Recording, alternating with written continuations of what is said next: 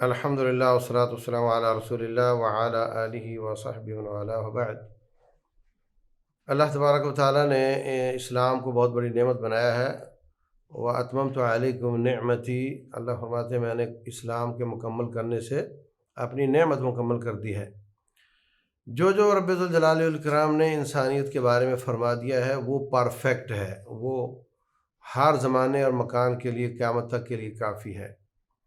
جہاں رب ذوالجلال اور نبی صلی اللہ علیہ وسلم خاموش ہیں، وہاں پر اگر کوئی ایسا مسئلہ پیش ہو جائے تو باقی اس کے سملر مسائل کو دیکھ کر اجتہاد کر کے ان کا حل کیا جانا جائز ہے اور علماء کا کام ہے، لیکن جو کتاب و سنت کی نصوص ہیں ان میں امینڈمنٹ نہیں ہو سکتی۔ تو آج کل ایک بڑا ایشو بنا ہوا ہے، پاکستان میں قانون پاس کیا گیا ہے کہ شادی کی عمر 16 یا 18 سال ہے۔ پنجاب میں پہلے 16 تھی، باقی علاقوں میں کوئی 18 تھی۔ اس سے پہلے جو شادی کرے گا وہ اس پر ہم سزا نافذ کریں گے، وہ قابل گرفت جرم ہوگا۔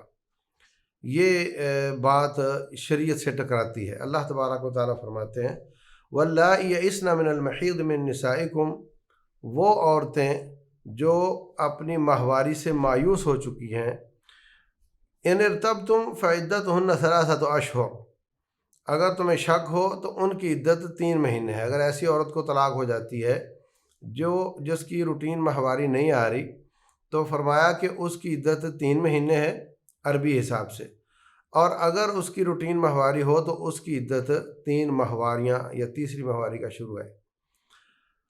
اور واللائی لم یحضن، اور وہ عورتیں یا لڑکیاں جن کی ابھی ماہواری شروع ہی نہیں ہوئی، ان کی عدت بھی قرآن کہتا ہے کہ 3 مہینے ہی ہے۔ وَأُولَاتُ الْأَحْمَالِ أَجَلُهُنَّ أَن يَضَعْنَ حَمْلَهُنَّ، اور جو حمل والیاں ہیں ان کی عدت بچے کی پیدائش ہے۔ تو یہاں پر اللہ تبارک و تعالیٰ نے جو عورت بوڑھی ہونے کی وجہ سے اس کی روٹین ختم ہو چکی ہے یا جس کی ابھی شروع نہیں ہوئی اس کو طلاق ہو جائے تو اس کی عدت 3 مہینے بیان کی ہے۔ اس سے ثابت ہوا کہ ایسی لڑکی جس کی ابھی روٹین شروع نہیں ہوئی اس کی شادی ہو سکتی ہے۔ یہ تو قرآن حکیم کی نص ہے۔ دوسری طرف رسول اللہ صلی اللہ علیہ وسلم کا ذاتی عمل مبارک ہے۔ حضرت ابوبکر صدیق رضی اللہ عنہ نے اپنی بیٹی ہماری اماں عائشہ رضی اللہ عنہ کی شادی 6 سال کی عمر میں کروائی، یہ صحیح بخاری کی حدیث ہے، اور 9 سال کی عمر میں جب وہ بالغ ہوئیں تو ان کی رخصتی کی گئی۔ تیسری بات، رسول اللہ صلی اللہ علیہ وسلم کے پاس ایک عورت آتی ہے، آ کر کہتی ہے جی میرے والد نے میری شادی اپنے بھتیجے سے کر دی ہے اور مجھے پسند نہیں، تو آپ نے فرمایا میں تیرا نکاح ختم کر دیتا ہوں۔ تو کہنے لگی آپ نہ ختم کریں، چھوڑیں، بس میں یہی پوچھنا چاہتی تھی کہ کیا ہمارا بھی اس میں کوئی اختیار ہے یا نہیں۔ تو اس کی شادی اس کی مرضی کے خلاف ہوئی ہے، باپ نے کر دی ہے، اور نبی صلی اللہ علیہ وسلم فرماتے میں تیرا نکاح ختم کرتا ہوں، اس کا مطلب نکاح ہو گیا تھا۔ تو باپ کی مرضی تھی، بیٹی کی مرضی نہیں تھی، نکاح ہو گیا۔ اب اگر کوئی یہ سمجھے کہ بیٹی غیر بالغ ہے اور اس کی مرضی کا اعتبار نہیں ہے، تو وہ مسئلہ بھی یہاں صاف ہو گیا کہ وہ بالغ بھی ہو، اس کی مرضی کا اعتبار کرنا، اگر اس کے خلاف بھی والد نکاح کر دیتا ہے تو وہ ہو جاتا ہے، مگر اس کو اگر وہ شکایت کرے تو ختم کیا جا سکتا ہے اس کی شکایت پر۔ تو ان تمام دلائل کی روشنی میں یہ بات بالکل واضح ہو جاتی ہے کہ شریعت اسلامیہ میں یہ عمر مقرر کرنا اس کی کوئی نص نہیں، اس کی کوئی دلیل نہیں۔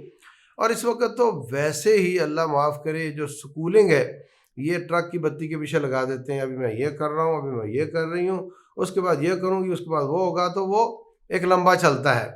اور اس وقت ملک میں یہ شکایتیں تو بہت کم ہیں کہ چھوٹی عمر میں شادی کر دی، اور یہ شکایتیں بہت لاکھوں کی تعداد میں ہیں کہ 40 سال ہو گئے، 50 ہو گئے، 60 ہو گئے، 65 ہو گئے، شادی نہیں ہوئی، اووریج ہو رہی ہیں، بوڑھی ہو رہی ہیں۔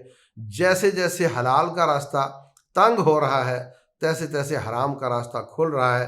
ہمیں اس طرح کے قوانین کی بجائے اس کا کچھ سوچنا چاہیے کہ اس کا کیا حل ہے، کہ جو لڑکیاں اوور ایج ہو رہی ہیں اس کے اسباب تلاش کرنا، اور جب وہ عمر کی پکی ہو جاتی ہے، اگر شادی ہو بھی جائے تو وہ ایڈجسٹ نہیں کر پاتی، کیونکہ وہ اپنا مائنڈ سیٹ بنا چکی ہوتی ہے، اور پھر طلاقوں کی ریشو بے شمار، اور عدالتوں میں ڈھیر لگے ہوئے ہیں ایسے کیسوں کے۔ یہ اصل مسئلہ ہمارے ملک کا ہے، اس پر سوچنا چاہیے، نہ کہ ہم ایسے قانون بنائیں جو صریح قرآن اور سنت کے خلاف ہوں، اور نبی صلی اللہ علیہ وسلم کی سیرت کے خلاف ہوں، ذاتی عمل کے خلاف ہوں، اور ہمارے قانون میں یہ بھی لکھا ہوا ہے کہ جناب اس ملک میں کوئی قانون کتاب و سنت کے خلاف نہیں بن سکتا۔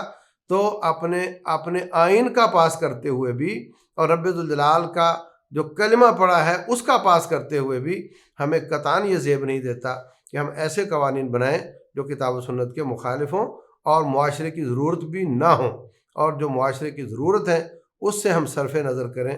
اللہ تبارک و تعالی ہدایت عطا فرمائے اور حق کی طرف پلٹنے کی توفیق دے۔ واللہ اعلم، وصلی اللہ وسلم وبارک علی نبینا محمد۔